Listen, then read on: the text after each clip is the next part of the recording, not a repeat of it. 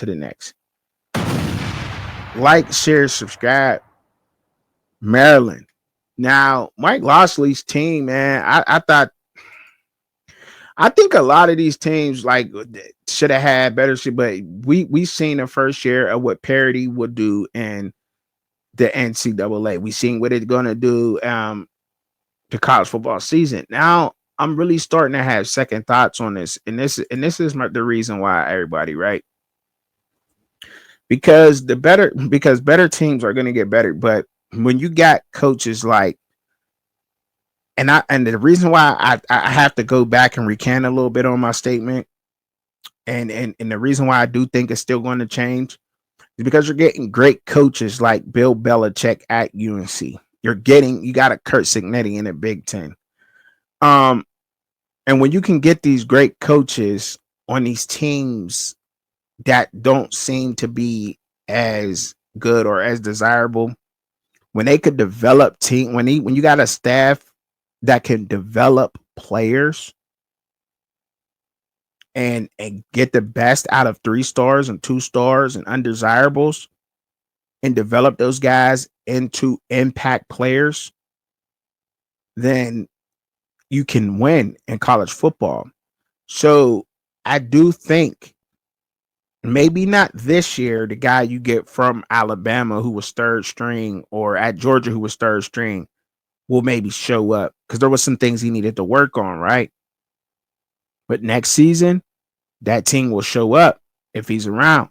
But even by mid-season or later on in the season, he's developed into some that is very good. Now what they're doing is they're taking from the mid-majors and they're snatching them guys up. But let me get into Maryland with Mike Locksley. 4-8, 1-8 in the conference last season. Not an ideal season at all. Jalen Gilchrist coming in, the offensive lineman, freshman from Salem for Virginia, 6'4", 295 pounds. Supposed to be like that. That's, somebody for the future. Also, Malik Washington, a quarterback, freshman for Maryland, 6'4", 215 pounds. They say he may be up there competing with Justin Martin. Now, I don't know if it's going to be true. Justin Martin from UCLA. They say he could be competing for the job, but I think Justin Martin, 6'4", 220 pounds from UCLA, being a junior transfer, having a look. He only had 1 touchdown, but he's thrown passes.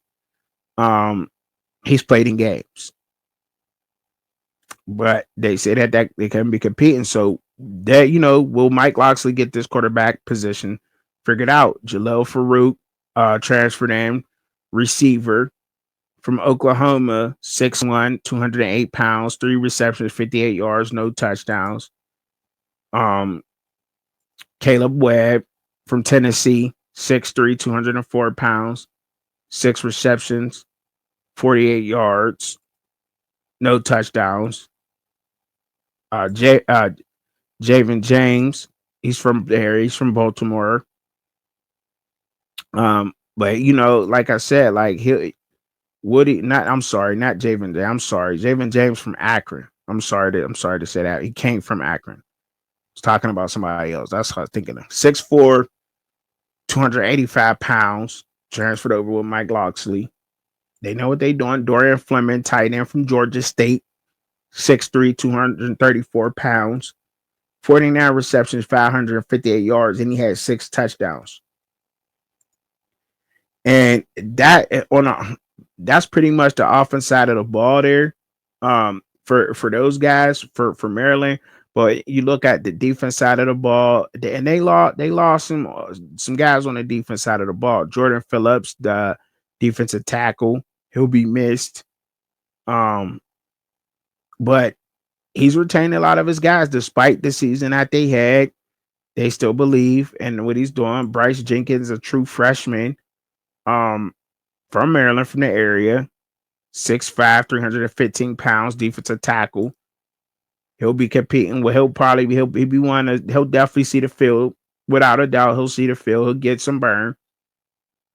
Probably behind Evan Thomas, because he's there, 6'4", 336 pounds. He transferred over, sophomore. Um, Jameer Glasgow, definitely, he's a cornerback, transferred in from Wake Forest. 32 solo tackles, interception, 4 pass defended. They need that. He needs that kind of production over there. Dante Joyner, safety. He transferred over from Arkansas State. 33 solo tackles, 2 interceptions, 7 passes defended. They need that kind of production from some guys. And so, we know the transfers. We got to look at the transfers. Now let's look at the schedule and let's see what these guys got going on here. We kind of got a feel for the schedule and, kind of look at the transfers and stuff. So they start off at home August 30th versus Florida Atlantic. September 6th, they got NIU, the Huskies. They beat Notre Dame last year. Florida Atlantic is in there. September 13th, they play the Towson Tigers at home. They also play NIU at home.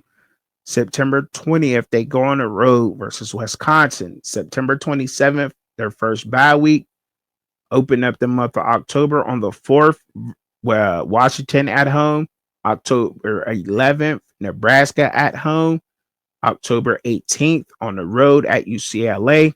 October 25th is their second bye week. November 1st at home versus Indiana. November 8th on the road at Rutgers. November 15th at Illinois. November 22nd, Michigan at home. November 29th versus Michigan State on the neutral site at Ford Field. Y'all let me know what y'all think that Maryland's going to do. They got no Penn State. They do have Michigan, no Ohio State. And I think that they got a easy schedule. I think they have an easy schedule, but will you tell me what you think that Maryland schedule is? Is Maryland schedule easy, hard? I think it's easy, but hey, I could be wrong. Y'all let me know.